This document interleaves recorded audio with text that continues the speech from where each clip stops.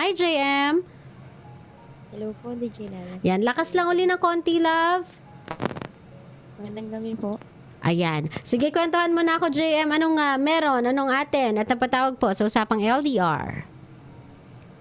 Bali ganito po kasi siya, DJ Lala. Meron po akong live-in partner. Mhm. Bali kaka-anniversary naman po namin itong May 18, 3 years. Okay. So, meron na po kaming baby, isa, Mhm. 9 months. And then po, nagkaroon po kami ng konting problema. Itong last May 7, naghiwalay kami dahil sa alak. Okay. Parang parang para sa akin po, mas pinili niya yung alak between sa'ming mag-ina. Bale Dahil? meron kaming pinuntahang okasyon na pinayagan ko po siya kasi madalang naman po siyang sumama sa mga gano'n, sa mga inuman, ganyan. Sinama po niya kaming mag-ina. And then po, mga 10:30 na po yun, naririnig-rinig ko parang nag-aaya pa po siya or sila sa ibang place na inuman, yung parang mga bar, ganyan. Ngayon, parang hindi na po maganda sa pandinig ko kasi unang-una po ang inaalala ko po dun yung bata kasi baka po biglang umulan, ganito, ganyan.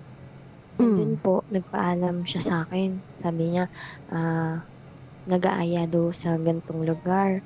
Sabi ko, ikaw ba kakot? Ano bang tingin mo? Anong tingin mong tama?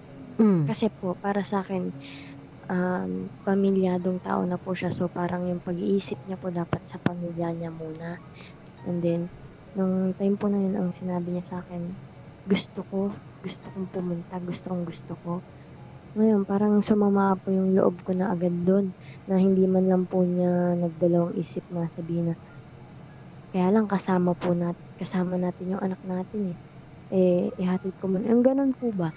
Yung ganong part na inuna muna niya yung sa'min bago yung sa kanyang kagustuhan. Naiintindihan ko naman po na madalang naman siyang sumama sa gano'n. Kaya lang yung hinihintay ko pong sagot na ine-expect kong isasagot niya na dati naman po kami yung inaalala niya or ako, hindi po niya naisagot. Hindi, nagkaroon po kami ng pagtatalo habang pauwi, ganyan. Hanggang sa nagkaroon po ng palayasan, pinalayas ko po siya sa sama ng loob ko po na ganito, kung tingin mo naman na hindi naman pamilya yung tingin mo sa amin ng anak ko, umuwi ka na lang sa inyo. And then po, nung time po na yun, umalis po siya. Wala pong dala-dalawang isip na sa akin or sa amin ng anak ko. Umalis po siya. Dumiretso po sila sa inuman, sa bar, pumunta sa ganyan. Bali, halos 1 linggo po kami magkahiwalay, DJ Lala. Bali, napapaginipan ko po siya. Mahal na mahal ko po yung tao.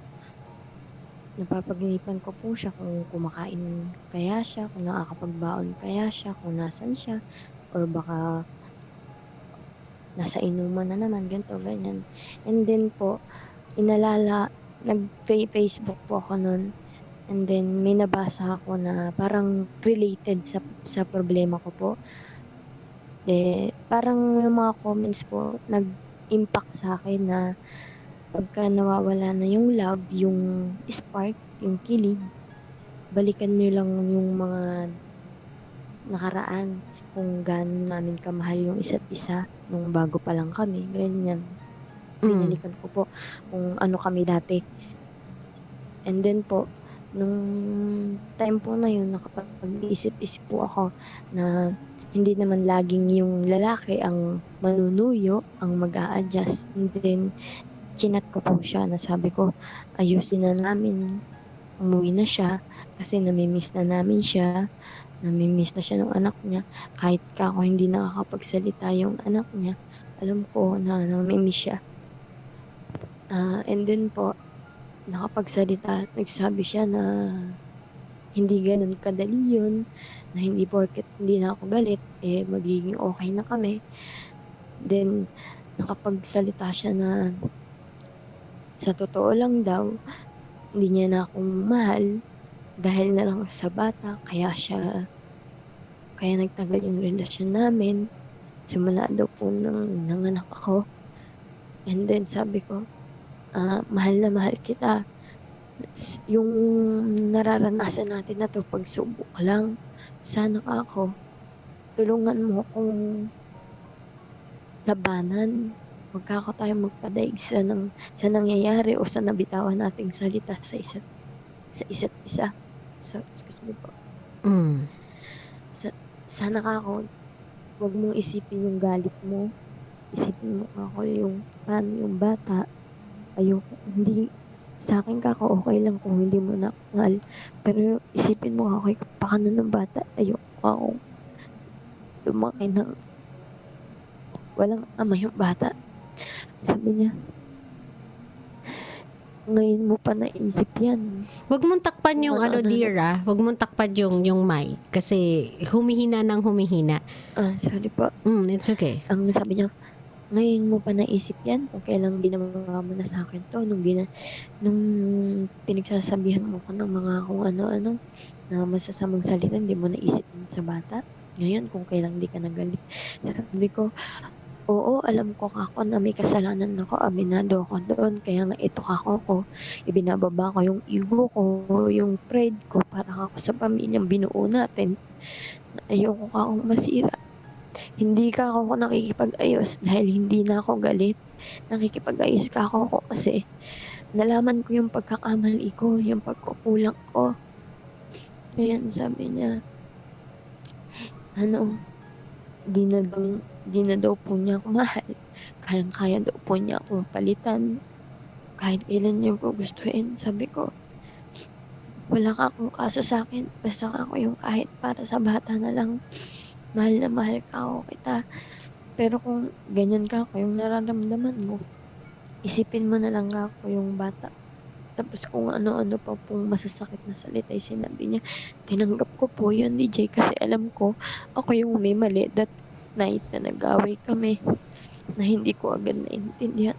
Pero di naman po siguro kasalanan na isipin ko muna yung kapakanan ng anak namin bago sa kasayahan niya, di ba po?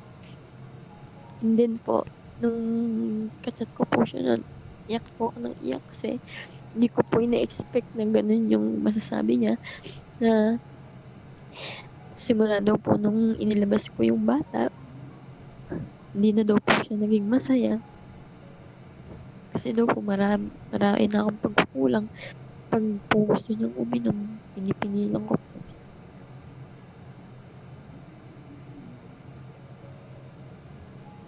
Hello?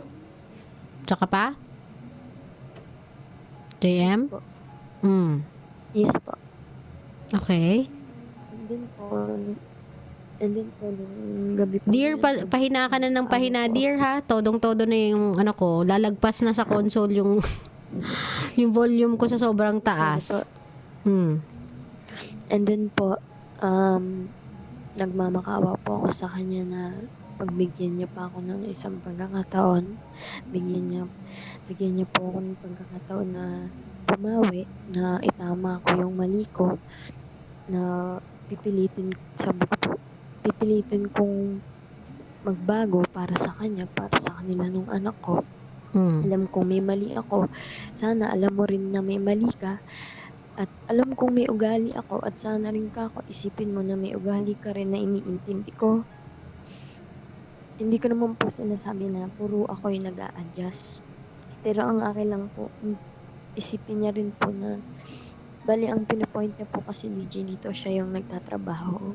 Ako po kasi walang trabaho kasi breastfeeding po ako. Na akala niya po darating siya na nakahiga ako at nagsiselfone. Yun lang yung ginagawa ko. Hindi niya po alam na yun lang yung pahinga ko. Na kahit maghapon kung hawak ko yung anak niya, akala niya hindi po ako napapagod. Sabi ko sa kanya, ayusin namin yung binuo naming pamilya at yung pagsubok na to pagsubok lang. Sabi niya, hindi yan pagsubok. Kasi ang pagsubok, nilalabanan ng buong pamilya. Sabi ko, yun nga ako yung ginagawa ko ngayon. Sana nga kapag bigyan mo kung ayusin natin to. Kasi kako hindi lang naman kako tayong dalawa yung maaapektuhan. 3 na kako tayo, iisa na lang kako yung pinanghuhugutan natin. Iisa lang din kako yung inspirasyon natin, yun nga po yung anak namin. Tas yun nga po DJ sinabi niya na hindi niya na kahit kailan niya gustuhin. Sabi ko, sige kako gawin mo yan pero chance na ipakita sa'yo na kaya ko namang magbago, na gagawin ko lahat para mapakita sa kanya na nagbago na ako. Ngayon sabi niya hindi na daw po ako magbabago kasi ganito na daw po talaga ako. Hindi daw po ako tatagal, ganyan. Pinagbigyan naman po niya ako, DJ. Naguguluhan po ako kung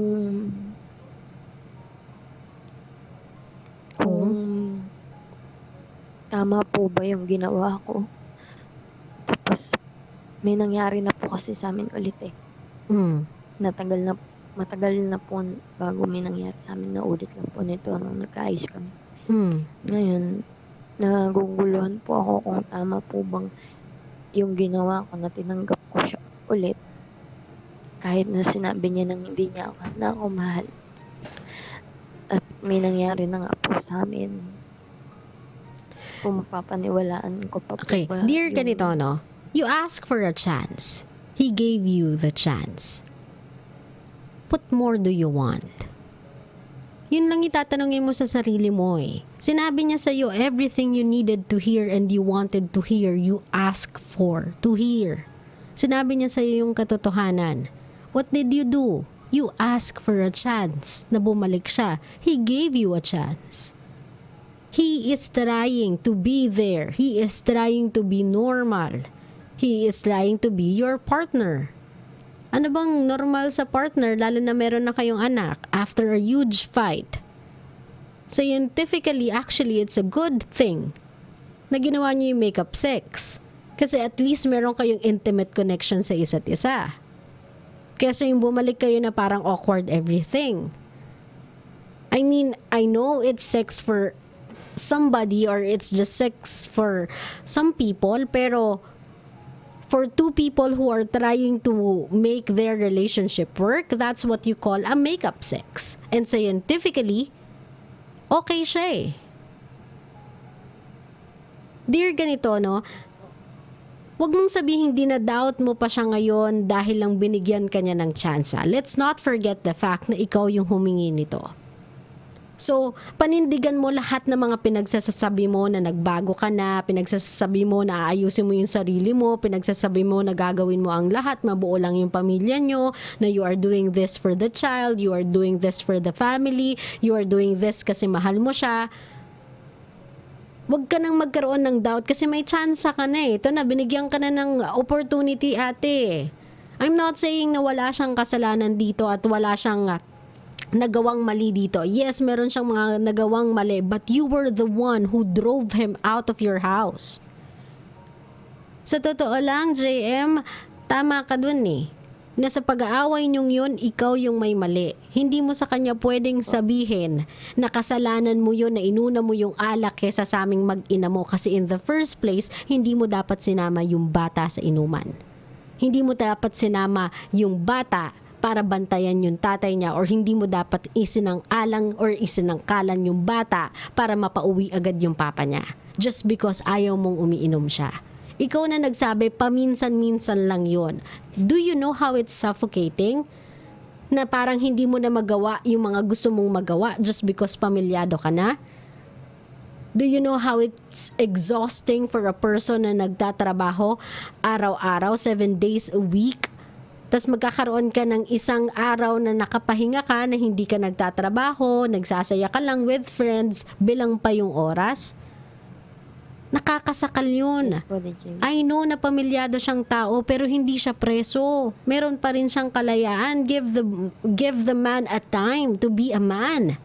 Kasi hindi naman siya siguro nagkulang bilang provider sa inyo. Hindi ka naman niya siguro punersang magtrabaho.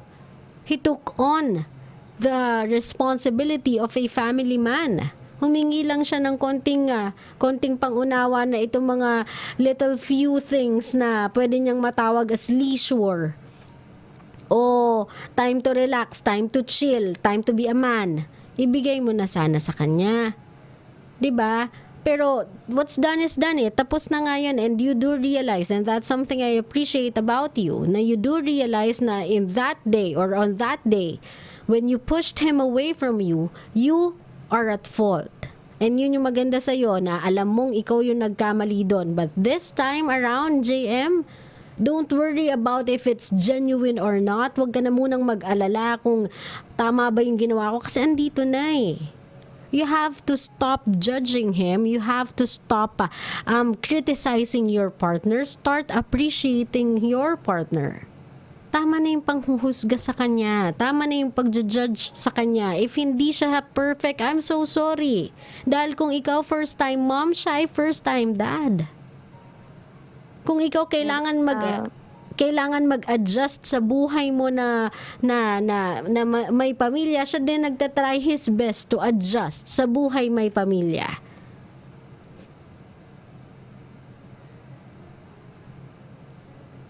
Wag mo na siyang questionin. Now you have your chance to turn things around. Now meron ka ng opportunity to turn things around. Malay mo kasi yung mga sinabi niyang hindi na kita mahal is out of galit pa. Ikaw ba naman palayasin ka sa sarili mong bahay? Sino ba namang lalaking matutuwa doon? After mong magtrabaho para sa kanila, after mong magtrabaho para may mabuhay sila, maipagtaguyod sila, uminom ka lang, nagpahinga ka lang saglit, pinalayas ka na. Of course, natapakan mo yung pagkalalaki niya, nabastos mo siya, napahiya siya. Hindi lang basta-basta sa harapan ng mga taong nakakitang napalayas mo siya, kung hindi sa harapan ng mga magulang niya, kamag-anak niya, napalayas siya eh. It's not that easy to take eh, kapag ikaw ay lalaki. Lalong-lalo na hindi ka naman ng babae. Hindi ka naman nangupit, hindi ka naman nagkaroon ng krimen, uminom ka lang. It's kinda harsh eh. Naging Yun na nga po, DJ. Kaya nga, wag mo na siyang i-doubt ngayon. Ngayong magkasama na kayo ulit, ngayon na meron ka na ulit tsansa alam mo yun, to bring back everything. Ikaw na nga nagsabi, nabasa mo na to once, na when you are in doubt sa relationship ninyo, or you are having trouble sa relationship nyo, all you have to think about is kung paano kayo nag-umpisa. Then take this one as a fresh new start para sa inyong dalawa. Tratuhin mo to bilang bagong simula. Tratuhin mo to bilang clean slate ninyo. Kunyari, day 1 uli kayo ng relationship nyo, may bonus lang kasi meron na kayong baby. Yes po. Oo, gamitin nyo yung time apart na magkahiwalay kayo, na nagko-convincean kayo na bumalik siya sa'yo as a time na na-miss nyo yung isa't isa. That's the reason why you had a made-up sex or make-up sex. It's because na-miss nyo yung isa't isa, na-miss nyo yung company ng isa't isa. Emotions are flowing, and of course, dahil mag-asawa naman kayo, and technically, mommy and daddy naman kayo, it's just but normal that you do it. There's nothing wrong with it. JM, take this chance to start over again. Para magmahalan kayo ulit dalawa. Huwag mo nang questionin kung tama ba itong ginawa kong to. You are trying to save your family the best way you know how. Kaya mo nga ginawa lahat ng ginawa mo, nagbaba ka ng pride mo, binaba mo yung ego mo, is because you want this family back on track. And this is it. Ito na yun. Back on track na yung pamilya mo. Now, try to forget who you have been for the past few months. Because you are trying to control your husband. Be your husband's partner. Every once in a while, let him be a man. Huwag mo siyang pigilan, huwag mo siyang bantayan. Huwag mo siyang sakalin. Let him have his few fun. You know naman when it's going to be overboard eh. Kung linggo-linggo yan, dyan maiintindihan kita. Baka ako pa yung nagsabi sa'yo, tara, kuha tayo bote, hampasin natin, dalawa pa hand in hand. Pero hindi. Paminsan-minsan lang eh. Paminsan-minsan, hayaan mo lang siya maglaro. Boys will always be boys. Pero that doesn't mean na magiging irresponsible yan bilang isang ama, magiging unfaithful yan bilang isang asawa. the more you are trying to control them, the more na tinatighten mo yung hawak mo sa kanila, yung control mo sa kanila, the more silang nagpupumiglas. The more silang hindi nagiging masaya. It will be beneficial for the both of you if matututo kang magbigay every once in a while. Hindi mo siya pwedeng paghigpitan just because ikaw di ka makalabas, just because ikaw kailangan mong magbantay ng anak. Hindi mo pwedeng isisi sa kanya yan. I mean, I know na you are just asking for a little understanding kasi from time to time gusto mo ng karelyebo sa pagod mong mag-alaga ng bata. I know it's kind of stressful although wala akong anak. I've seen how it works na medyo nakakapagod talaga mag-handle ng baby, newborn kasi every needs. Kailangan nyo silang tignan oras-oras, 24/7, wala yung pahinga, ang pagiging nanay. I do understand na every once in a while, you just want someone na re-reliebo sa'yo so that you can rest, so that you can catch a breath, so that maybe from time to time, you can have fun. Pero that can only be, sabihin na natin na, talked about. That can only be, sabihin na natin, seen or considered kapag from time to time, you do it to him as well. Hindi yung porket nahihirapan ka, kailangan yung partner mo nahihirapan din. Kung napupuyat ka, kailangan yung partner mo napupuyat din. Pag nakikita niya na ikaw yung tipo ng asawa na nagbibigay ng mga oras sa kanya to have fun, to experience life outside, ni hindi mo na kailangan hilingin sa kanya one day. He will even suggest na, uy, ikaw naman, ayaw mo pumunta dun sa party ng friend mo? Sige na, ako naman sa bata, ikaw naman. Lagi ka na lang nandito sa bahay, lagi ka na lang pagod, lagi ka na lang nag-aasikaso sa amin. Ikaw naman yung mag-enjoy, mag-relax ka naman. Kasi when your partner sees how you are open and how, sabihin na natin, you are supportive as a partner, not just about the family thing, but even dun sa individuality niya, pati sa progress ng social life niya, he will do just the same thing with you. Nagigets mo ko, love? Hindi mo siya kailangan paghigpitan para hindi din siya maghigpit sa'yo. Hindi mo siya kailangan pahirapan just because nahihirapan ka din. You just have to lighten yourself up at isipin mo na lang na itong stage na to ng baby na to is the stage of the baby I don't wanna miss. Darating kasi yung araw na pwede ko na siyang maiwan eh. Darating yung araw na pwede na akong lumabas and that baby can play on his own or on her own. But this few, sabihin na natin years na mabilis din namang tumatakbo, na makikita ko first, maririnig ko first word niya, makikita ko first step niya, first moments na kumakain siya ng solid food, you'll appreciate every moment na yan. So, wag ka munang magreklamo ngayon. I know it's just kinda stress kicking in and fatigue kicking in dahil nga nag-aalaga ka ng baby. Naiintindihan, love? Yes po, DJ. Kalmahan mo lang. He is trying as well to bring back the old flame. Nagsusubok na din siya para i-work out yung relationship ninyong dalawa. Just stop thinking and enjoy the relationship.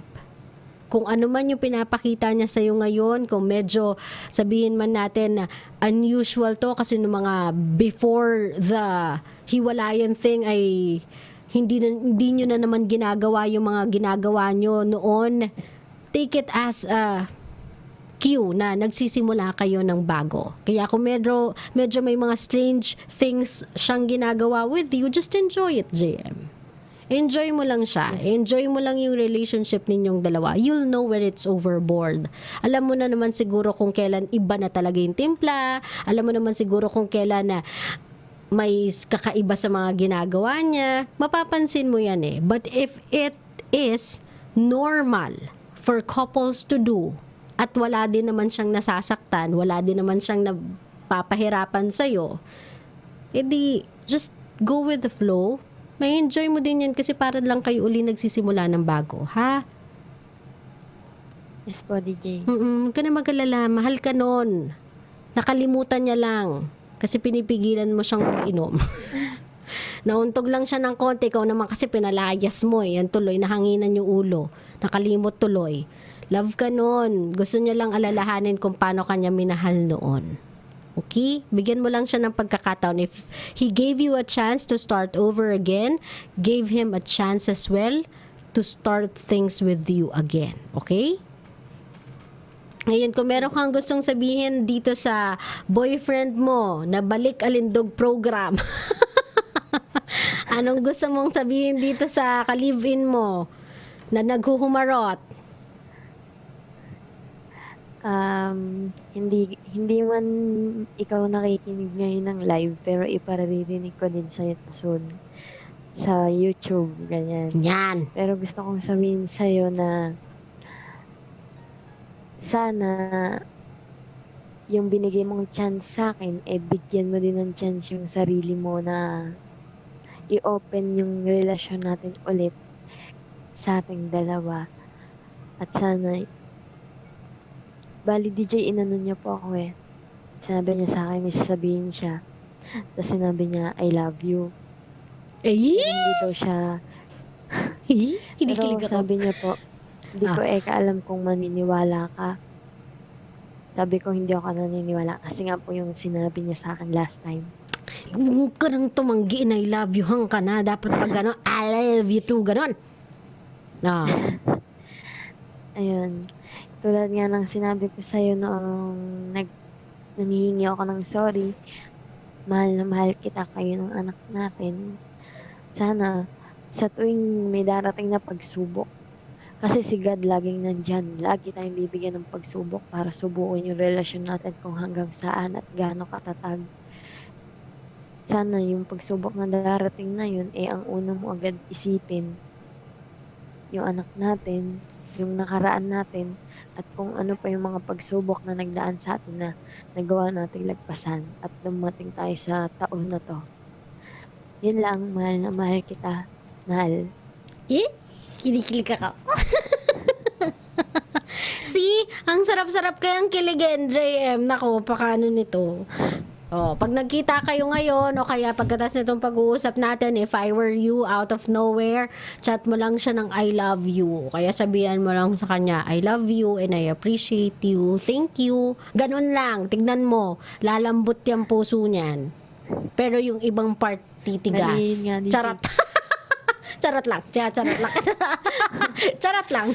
Oh. Bale, yun nga siya, DJ. Nasa labas siya, hinahayaan kong maglaro ng ML. Ayan. Tapos sabihin mo, turuan mo ako niyan para next time ako nakasama mo, turuan kita na ng tips. Turuan ka na, JM, paano maglaro. Ako lang po nagturo dun eh. Ay, yun naman pala eh. O di ba dyan kayo magbanding? Buo kayo ng squad. One more chance yung squad. Yee! One more chance. So kilig. Para kay Popoy at Basha. Hindi kilig ako. Parang taka. JM, maraming salamat. Dear, seriously, itong second chance na ibinigay nyo para sa isa't isa, I think it's for the better.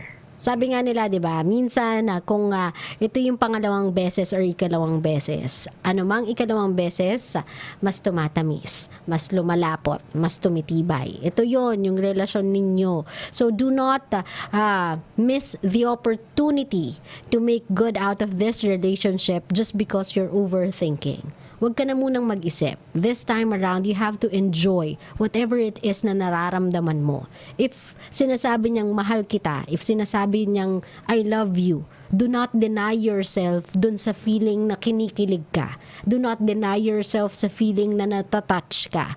Lagi mong sabihin sa kanya how you appreciate his existence, what he does, para even if napapagod siya, alam niyang na-appreciate mo lahat ng pagsusumikap niya.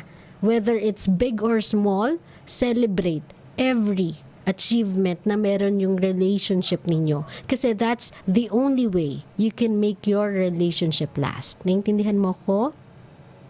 Yes po, DJ. Ayan, maraming salamat, JM. And I'm telling you, kapag nagbonding kayo sa ML, kapag dalawa kayo naglaro ng ML, tas side by side kayo, ang saya, te. Ang saya na may na may magjowa nakasama sa ML. Pareho silang cancer. Charot. Pag may magjowa kasi sa ML na nakakalaro namin, cancer yung isa eh. Hindi, maglaro kayo pareho. Enjoy things together. Ayan. From time to time, kailangan humanap kayo ng mga bagay na pwede kayo mag-bond, ha? Yes po. Maraming salamat for calling my show, JM. And I hope nothing but the best sa relationship niyong dalawa. Lakas makaano, one more chance, ha? Opo. Salamat, Maraming JM. salamat, PJ. Napakalaki po ng naitulong nyo. Kinikilig ka. Thank you, JM. No problem. Anything for you guys. Salamat for calling my show. Thank you. Yes po, Bye-bye. Good night. Good night, love. Bye-bye. Sabi ni Cesar Anastasia sa comment section, ang corny naman ng LDR ngayon, di lang ako nagalit, corny na. So, anong gusto mo? Lagi akong beast mode. Hindi ba pwedeng may happy ending lang? Grabe naman sa... ang corny. Porket happy ending ang corny. Ano bang gusto nyo? Lagi mahiwalayan, laging may nagagalit, laging may demandahan. Come on, guys! Jivi-jivi lang, walang hate, puro love lang. O, diba? Paminsan-minsan, wag natin nilalabas yung angry side ko. Okay na ako dito sa mga kilig-kilig side ko, sa happy side, ganun.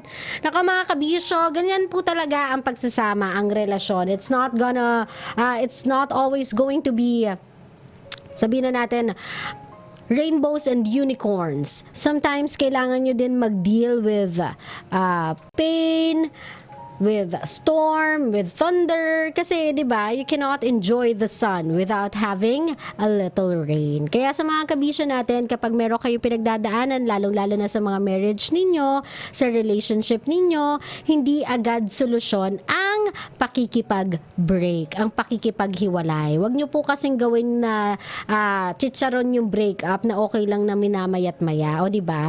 Kailangan kahit papaano sa relationship, lagi nyong iniisip, is this really necessary? Or dapat ba talaga itong gawin? Ito ba talaga yung tanging paraan to salvage this relationship? If the answer is no, then stop doing it. Stop pushing for it. Sometimes it's all about give and take. O diba? Sabi ko nga sa inyo, yung partners ninyo, the reason why sometimes lalo silang nagpupumiglas, lalo silang galit na umaalpas out of your reach is because you are holding them too tight. You are trying to imprison them sa relationship na meron kayo. Let your partner enjoy. O diba, kung gusto niyang lumabas with friends, go ahead. As long as hindi naman to sobra-sobra, as long as hindi na naman to overboard, as long as meron naman siyang budget for it, if you are on a tight budget, then let them have fun. Kasi sa buhay natin, every day is a job, every day is a work, every day is responsibility and obligations. It's a breath of fresh air kapag minsan nagagawa mo yung mga bagay-bagay that can make you happy. Mga bagay-bagay that can make you reminisce sa old times na hindi ka nagtatrabaho, old times na wala kang obligations, old times na wala kang responsibilities in life. It's good na sometimes you can tap into that inner adolescent in you or inner child in you and do the things na fun lang for you. Para for a few hours of your life, bata ka lang muna. And the only problem you'll have is ano yung gagawin mo to have fun? Ano yung gagawin mo to enjoy? Kasi yung little trinkets of fun na yan, little drops of joy na yan, that can keep you going for another whole month, another whole week, another quincenas. Okay? So, hayaan yung i-reward ninyo yung isa't isa on a different setting. Kung paano nyo gustong gawin yon, either for girls, it's spa or shopping day if may extra budget, or simpleng maniped or massage. Tapos for guys, it's a simple inuman with a barkada. Reward yourself every once in a while para hindi po kayo na-exhaust sa stress ng life, sa obligations and responsibilities nyo in life.